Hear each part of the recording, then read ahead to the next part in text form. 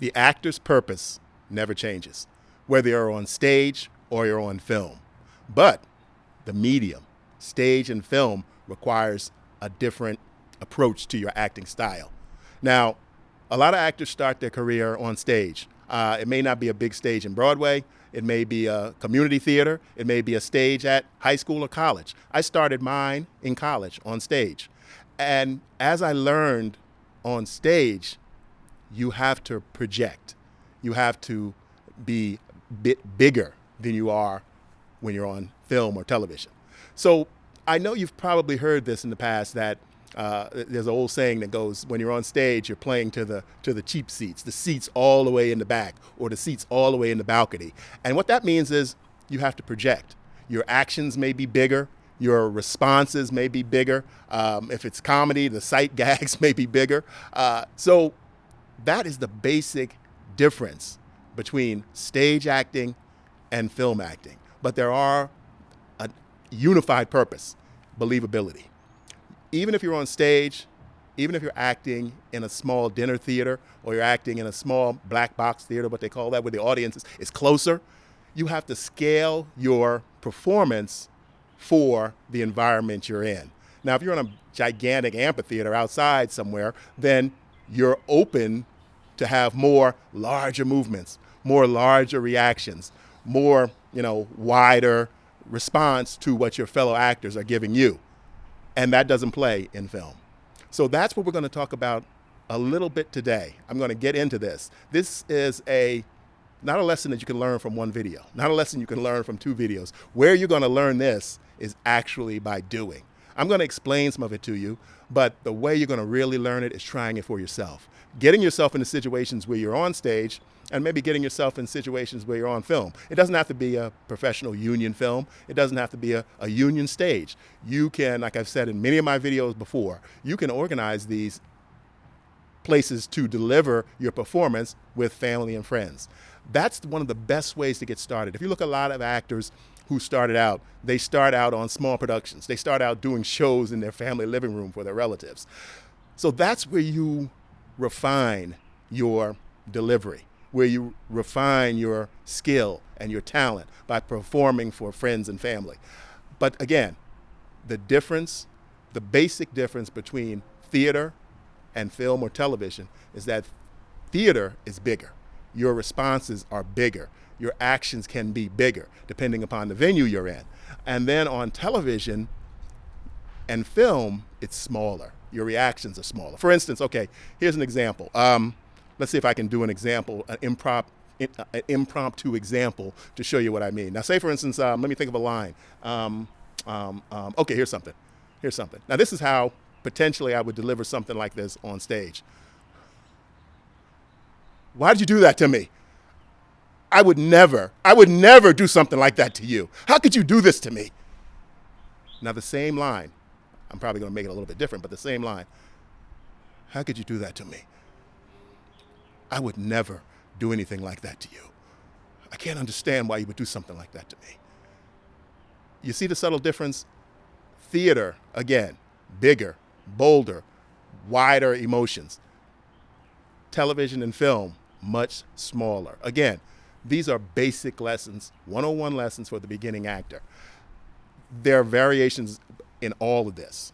There's variations in technique in all of this. But what I want you to understand from these basic lessons is that there is a difference between how you deliver your performance on stage and how you deliver your performance in film and television. So in the past, a lot of actors would come from stage or stand-up where they had that wide range of open emotion where they could just let themselves go. Big, big, big.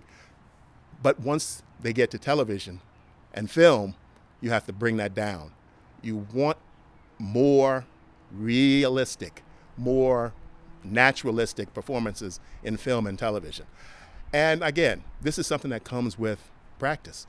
You can't learn this from watching a few videos. You can't learn this from reading a few books. Not that I don't always promote books. Even these videos I'm doing now, this series that I've just started today, it is based on a couple of my favorite books. You can look in the description below and see those books.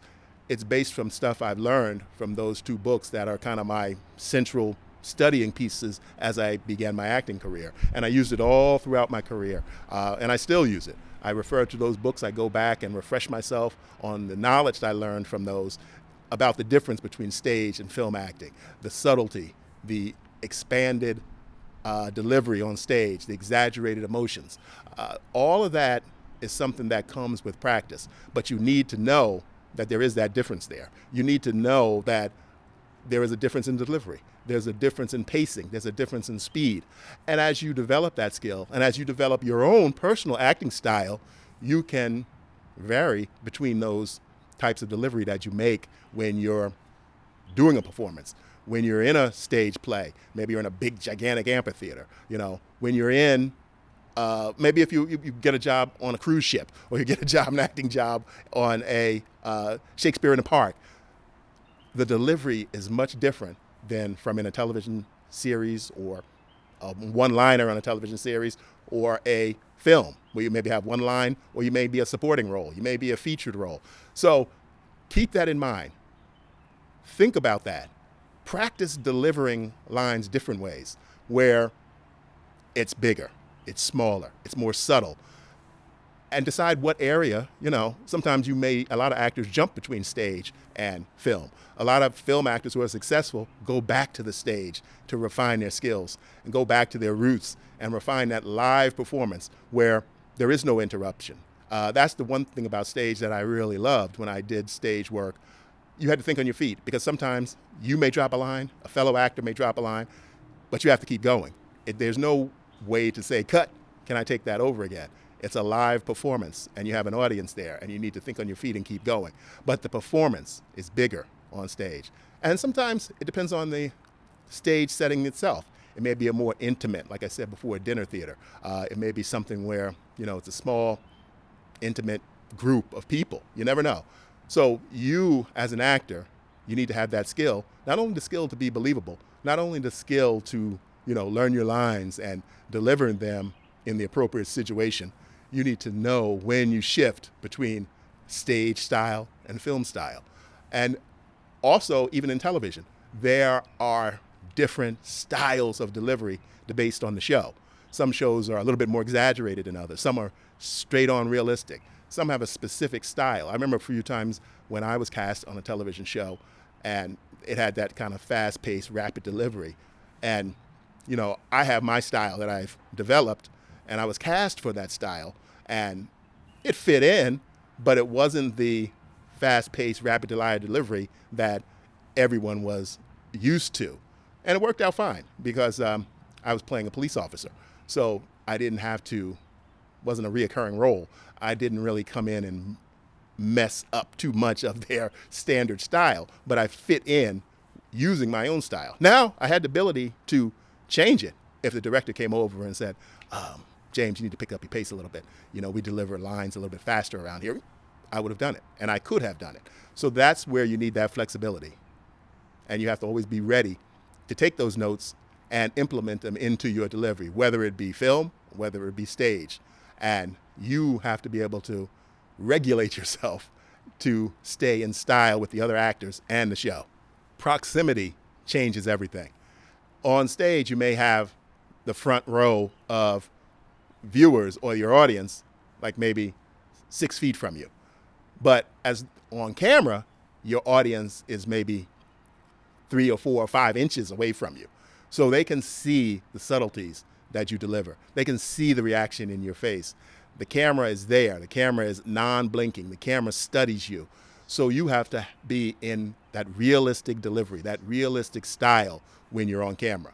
That's where you start from. You come from a solid base of realism when you're on camera, where you're not big and broad and bold when it's not required. Now, sometimes it may be required for the character. You may go bigger, depending on your character. Your character may be, a loud talker, a big person, an angry person, a strong, deliver those lines with gusto. So it depends on the character, but still you have those limits that you get from the camera, that you give to the camera, that in stage is probably bigger. It is bigger. It always will be bigger. There's going to be variations on stage also, depending upon the character, depending upon the delivery, depending upon the scene. So you, as an actor, you need to make those choices, and you need to be ready to deliver those choices. And you need to understand the distinction of where you are and where your performance is and at what level it needs to be. So proximity, remember that, proximity between film and stage. Again, rule of thumb, film, television, much smaller, much subtler, much more like real life. Stage, you can be bigger. Your movements, your exaggerations, your features, your the way you deliver your lines, bigger. Movements, bolder. And again, each has its distinction depending upon the play, depending upon where you are, and depending upon what direction you get from your director. So, but keep that in mind. Keep that in mind. There are those differences, and new actors have to be aware of that. You don't bring the big boldness of the stage to the medium of television and film. And most of the time, that's the standard.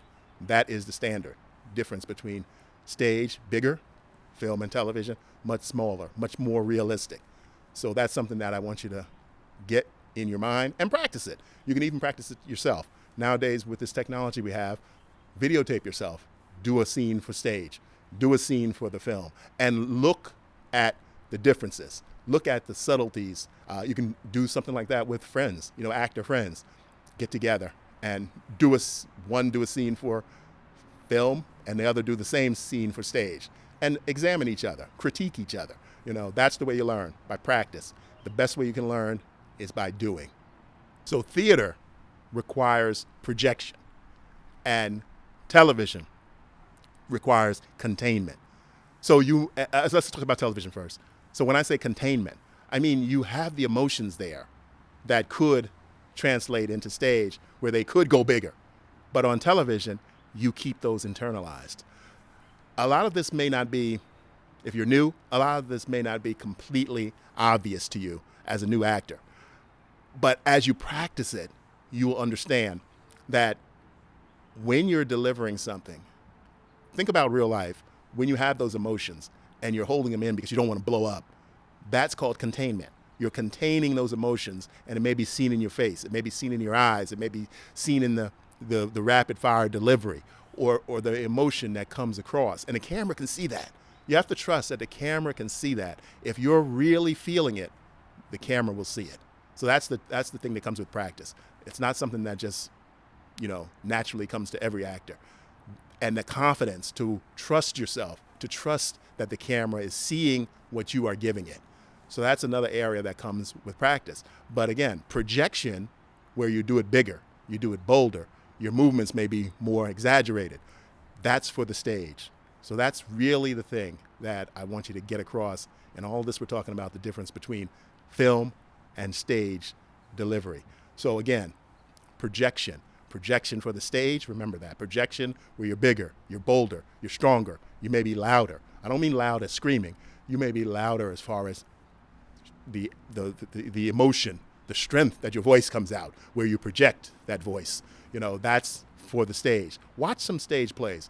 Go online and watch some stage plays. And a good lesson would be to watch some stage plays of a certain film that also has a feature film made of it. And you can see the differences. It will be different actors, but you can see the differences. You may be lucky enough to find, and I know it's out there, where certain actors have been in the stage performance of a show and on the theater and on the film performance of that same piece. So you may be able to find those online somewhere. But compare and contrast and make sure you understand the difference between delivery for the stage, which is bigger and it's more projection, and then for film and television, where it has that containment, where the emotions are there, you're giving it, you're feeling it, and trust that the camera will see it. If you are truly feeling it and you are truly open to letting that out, the camera will see it. So another thing to have in mind too is that indication when something is really big and bold and it works on stage, won't work on film or television. So it's not just that subtleness that I was talking about. It's the way you deliver it, the projection, the movements, the fast movements that you may be able to get away with on stage, maybe necessary on stage. Again, watching plays, watching television, noticing that difference, thinking about that difference, knowing that it is there, and knowing the reason why it's there will help you as an actor. Learning that difference, understanding it, and embodying it in your performance will help you understand. And again, like I said, I'm a big believer of taping yourself and playing it back and looking at it when you're new and you're learning. This is a marvelous tool for making yourself better, for understanding how your delivery is perceived. Because once you tape something, you can sit back with an objective eye and look at it and say, okay, yes, I'm trying purposely to do this monologue for stage. And then again, you'll do it again. I'm trying purposely to be more subtle and do this monologue for film or television. And you will get the hang of it. It only comes with practice. It only comes with practice. And you need to, like I said again, I'm a big fan of reading and learning. There's so many books out there. There's so many books. You can learn so much by reading some of the older books you can get on Amazon for a fraction of what they cost when they were new. Two of my favorite books, again, I say, are down in the description below that this video is loosely based on. This series of videos I'm doing now is based on two of my favorite books. So look down there and find those in the description. Go online, find them, order them, and read them. You will learn more than you can learn from this video, because the masters, as I call them to me, I read those books over 30 years ago, and it's still relevant today. If you're going to take this career seriously, you need to learn the basics. You need to learn all you can, because that's going to make you a well-rounded actor. You want to take classes. You want to take great programs from important teachers, or teachers who you've researched them and they have good responses. You find people who maybe have taken their classes. You get reviews, you read reviews, and you study. And you want to learn from people who know more than you know. And then you want to take that knowledge and you want to practice it. And you want to develop your own technique based on those principles. And again, that's why I say, please find some of these older books and read them. Learn the material that's in there. And so that you can make those distinctions about what I'm talking about the difference between stage acting and film acting. And you have to practice. That's the only way you're going to get better. You need to put yourself in situations like community theater, theater group, form your own group, videotape it. You don't have to videotape it. Form your own group and do readings, do play readings, do film script readings. That's the way to learn and get better. Just like any skill, playing an instrument, playing the piano, playing any sport, you have to practice. Acting is just like that. And the great thing about it is you don't have to practice alone. Nowadays we have, online. You can get on a Zoom. You can't meet with your fellow actors in person. You can practice with actors, on Zoom. You want to practice. You want to keep yourself fresh. You don't want to just sit around and wait for the audition to come in. You want to be on top of your game. So you want to practice for the stage if you're going out for stage parts. If you have aspirations for being on the stage, practice delivery for the stage and practice delivery for film and television. So that's something that you need to take on your own, and you need to be serious about it, and you need to follow through, because you're not cheating anyone but yourself if you don't really put in the time necessary to practice and hone your skills. Your body, you are your instrument. And that's the only way you're going to get it better, knowing how to control it, knowing how to deliver when called upon, what you can and can't do. Know your limitations. So don't confuse simplicity with flatness or boring or just there reciting the words. Simplicity is there's still emotion and intensity and life in the lines that you deliver, simple for film and television. So that's where the difference is. I don't want you to think that when I say make it smaller, I mean make it dull or monotone. You still have the intensity behind the words that you're saying. You still have that focus and that drive and what's underneath those words that you're saying. That's what television and film can see, because it's so close on you. It's right on you. It's looking at you. And again, like I said, the camera doesn't blink. The camera doesn't look away. The camera sees every move you make, and you have to trust that if you're delivering a believable performance and you're truly invested and believing what you're saying and what you're doing, the camera will see it. The camera will see it. I know at first it's hard. You want to do so much. You want to be bigger. You want to be angrier. You want to scream. But that's not necessary. Think of what is driving you. What is making you say these words? What is making you feel these emotions? And that's what's underneath those words. And that's how you're believable. That's how you get your point across without doing the big stage movements and the big stage exaggerations. Like if you're a show in Las Vegas and you see the big show, or you're on Broadway and you see the big show, or you're at the circus and they're big and their movement and everything is because they gotta play to the cheap seats. They have to do those broad movements and those broad emotions and those, pratfalls and all that. That's stage. That's theater. Again, it's much bigger than film and television. But don't confuse subtle with flat, with dead, with monotone.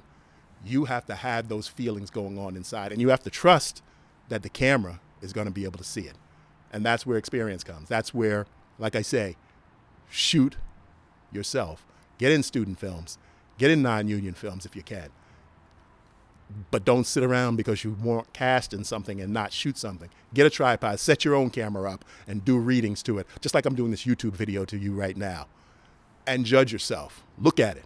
Do the scene for stage and do the scene for film and television. And see the difference. See if you're showing the difference. See if the big, broad movements are getting it across. And then look at the subtle movements where the emotion and those feelings are smaller and more intense, and see if you can see it. And work with actors who you trust, who are actors, your peers, and see if they can see what you were trying to do, if they can see it. And again, it's work, it's practice, it's rehearsal, but that's the only way you're gonna get better. And you don't want to try to learn if you're lucky enough to be cast in a big production. And you get that big opportunity, you get that big break, and you're not ready because you didn't rehearse. You didn't practice. You didn't take it seriously. So again, learn the distinction between acting for the stage and acting for film and television, and practice both so that you clearly know the difference. Watch other people do it. YouTube is here. Thousands and thousands of performances, all different kind of ways. Find the same show, find the same book or play that was done for the stage, and then it turned into a film. See the differences. See how it was made. See what scenes were added, what scenes were deleted. There's so many out there. Do a Google search or artificial intelligence search and find projects that you can look at and learn that distinction. Take this effort, take this opportunity that's afforded to you now that wasn't available to me 30 years ago. There's so much you can learn, and there's so many ways you can learn it to make yourself better. And then take classes. Again, like I've said in my other videos, if you're going to take a class, you're going to research the teacher. You're going to research the instructor. You're going to research the program. You're going to email people who've taken the class and find out if this is worthy, if it's something that you want to do, if it's a place that you want to invest your time. But you need to practice. You need to practice. And you need to know the difference of what you're trying to do. Okay, I'm doing this scene for stage.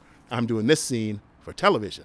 And then again, like I said, notice the difference between different film styles. There's subtle differences in different films. There's subtle difference definitely in television.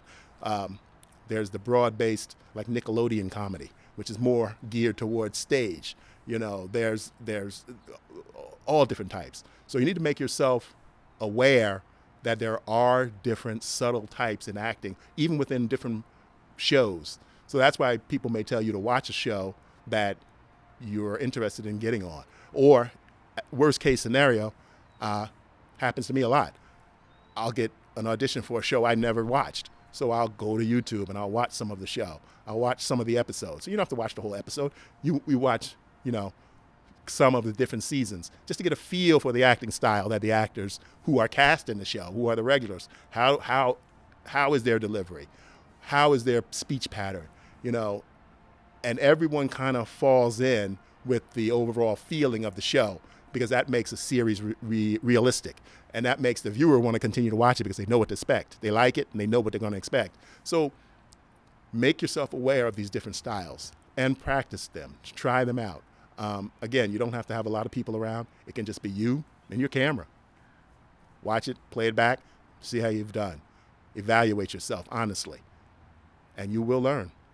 The audience wants to work with you, whether it's stage or whether it's television. Let them.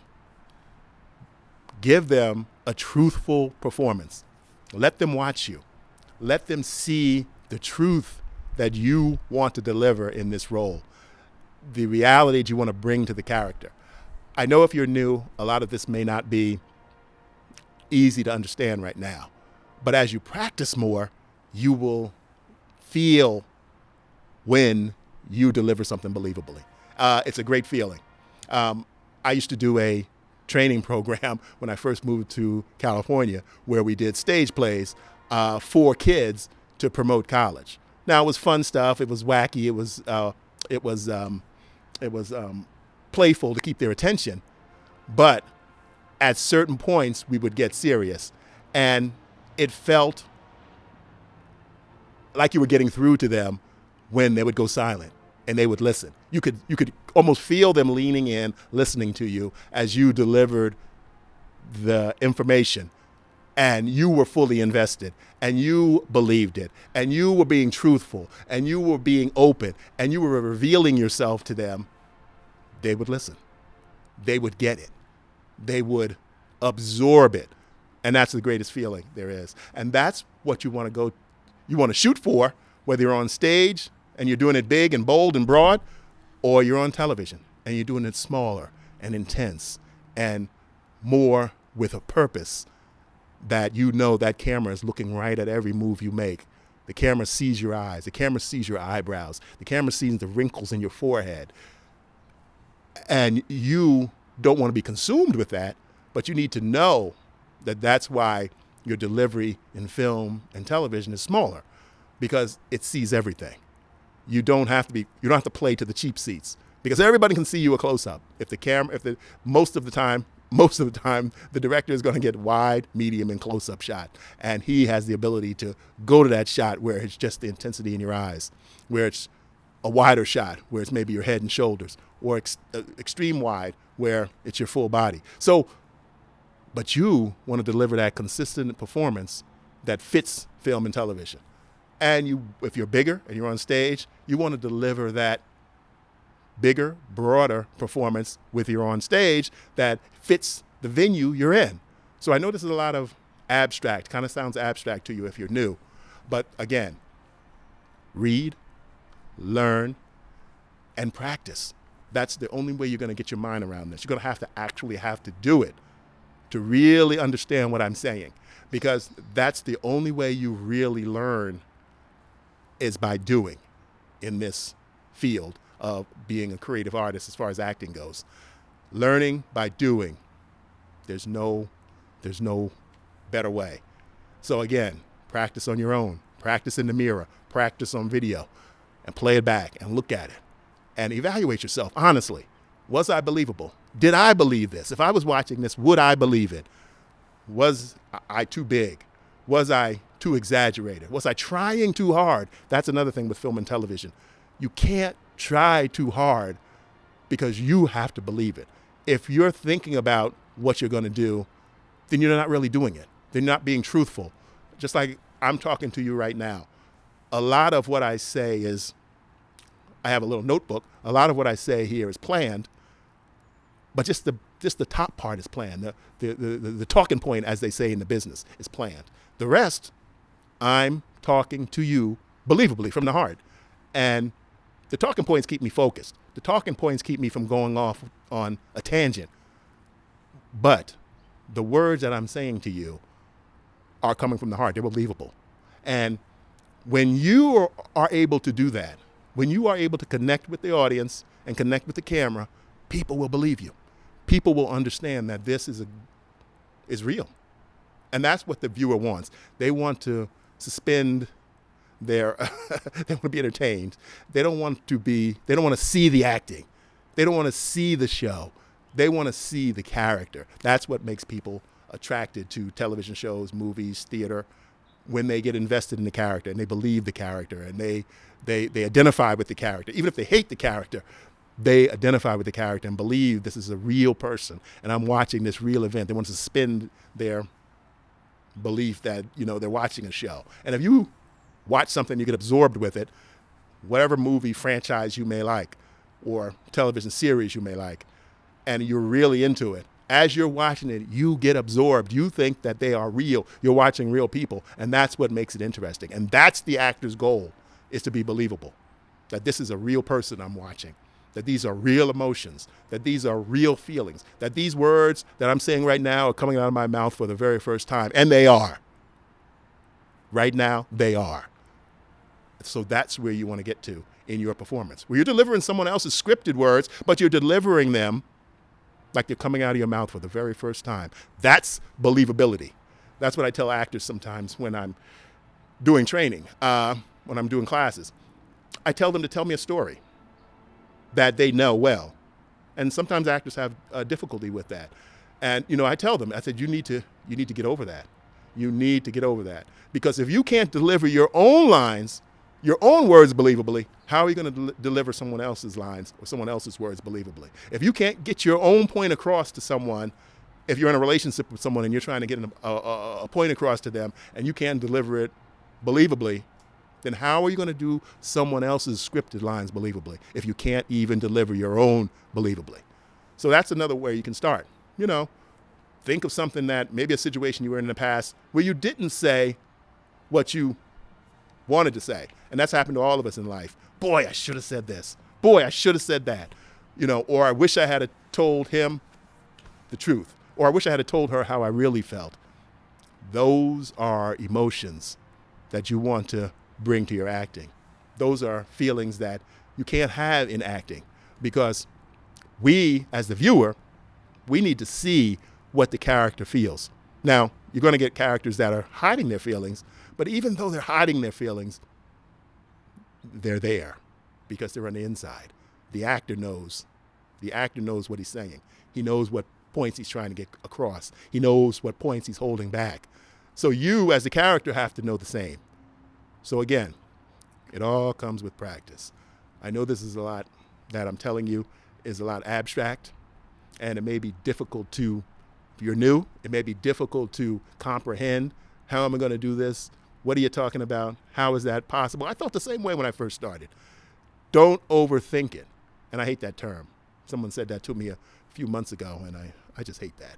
And I apologize for saying that. I hate that term. But it's kind of true. Believe. Suspend your hesitation to open yourself up and deliver what the character is supposed to deliver. Don't try to hold it in. See, this is, as an actor, this is not the time to hold in your emotions because you're afraid you're going to hurt somebody's feelings. That's the freedom of acting. I think that's what, and I've told people this in the past, that's what really draws me to acting, when I don't have to hold back.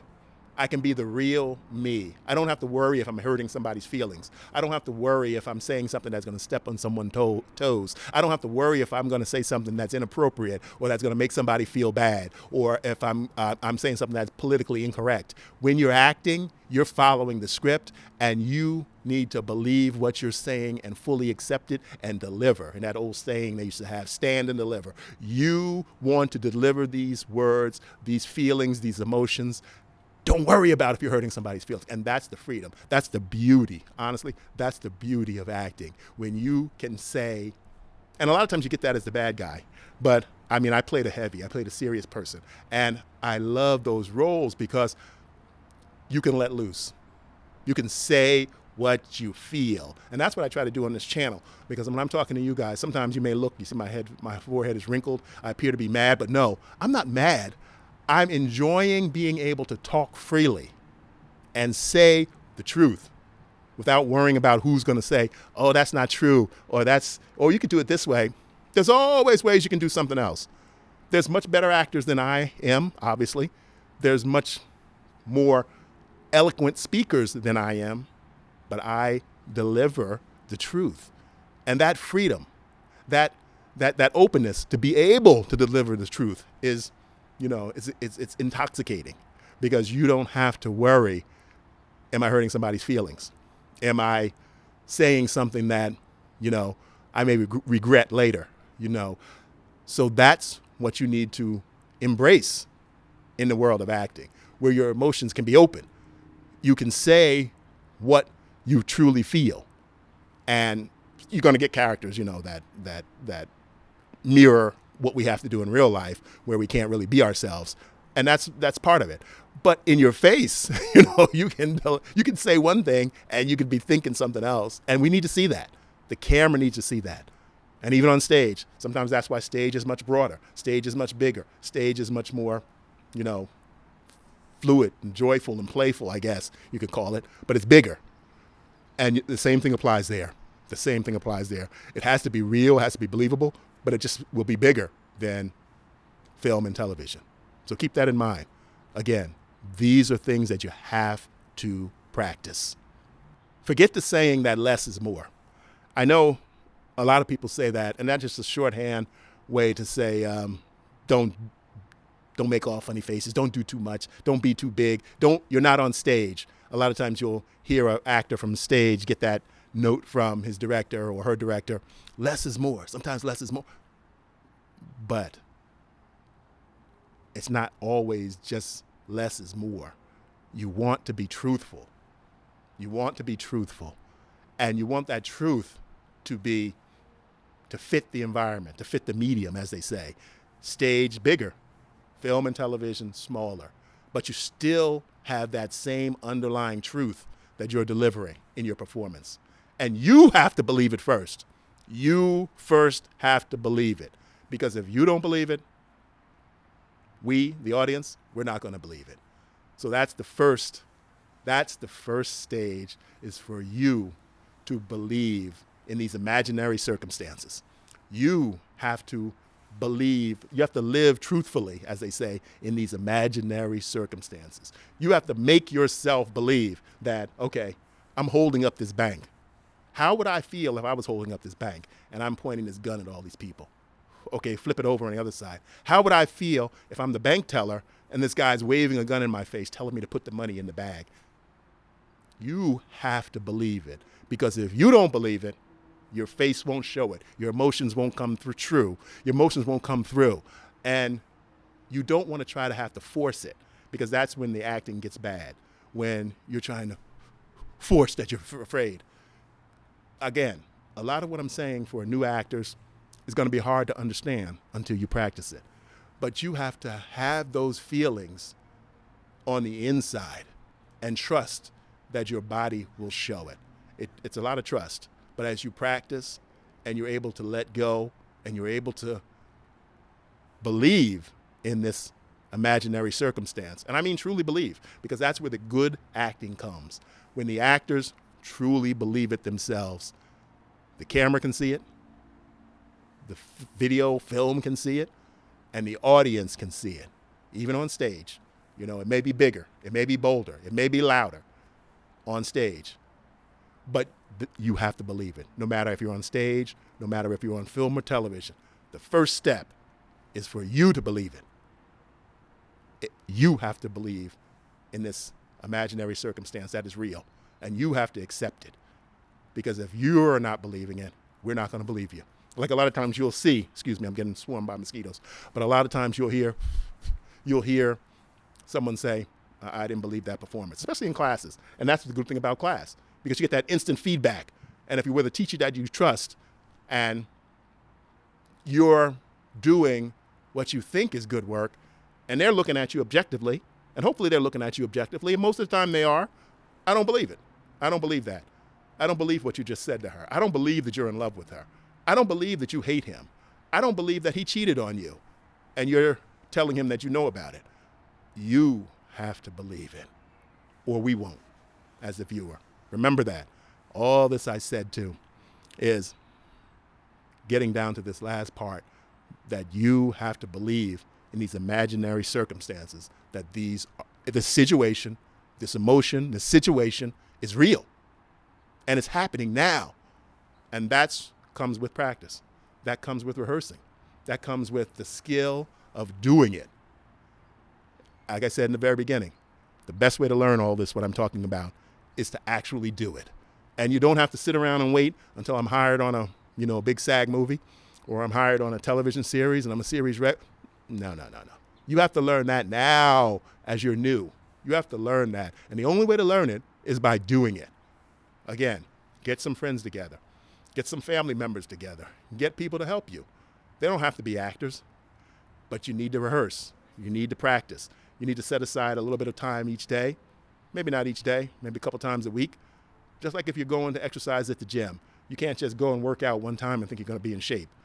Acting requires work. Being believable, understanding all this stuff that I'm talking about in this video comes with practice. It's subtle. And you have to do it so that you can learn to trust yourself.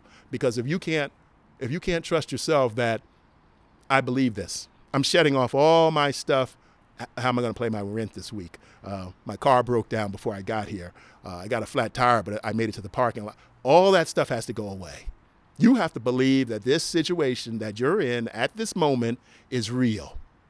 And you are delivering to this character who you're having a conversation with is real.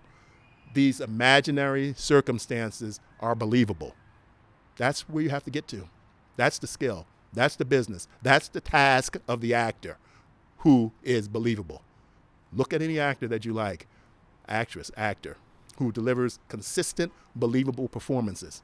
At that moment, they're there. They're on that cruise ship in the 1800s. They're on that battlefield in World War II. They're not thinking about, what they're going to have for lunch after they get out of here. They're not thinking about when their break is coming up. They have invested themselves in these imaginary circumstances. And at that moment, this is real. That's where you have to get to. That's what you have to get to. And if you can get there, you'll be believable. And that's what you have to get. You have to get yourself to get there in the audition. And you may not have enough material on an audition to get to that point, but you need to push yourself and make up everything that's not there to make you believable in the audition. So we're going to go into auditions later, but again, you have to be believable, and you have to understand the difference between stage acting and film and television. And I'll see you in the next one.